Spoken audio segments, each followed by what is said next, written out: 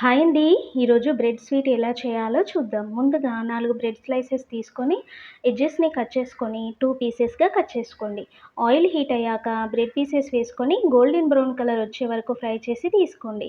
ఇప్పుడు మరొక పాన్ పెట్టి half cup sugar, half cup water తీసుకొని షుగర్ మెల్ట్ అయ్యాక పాకం జిగురుగా వచ్చాక పక్కన పెట్టి బ్రెడ్ పీసెస్‌ని వేసుకొని రెండు వైపులా పాకం పట్టించి తీసుకోండి.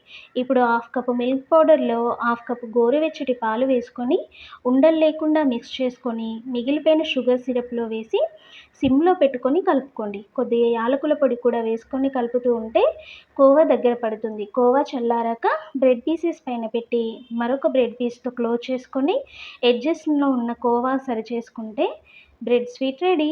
జ్యూసీగా, క్రంచీగా చాలా టేస్టీగా ఉంటుంది. తప్పకుండా ట్రై చేయండి. మరెన్నో అప్డేట్స్ కోసం ఈ ఛానల్‌ని సబ్స్క్రైబ్ చేసుకోండి. Thanks for watching. Bye bye.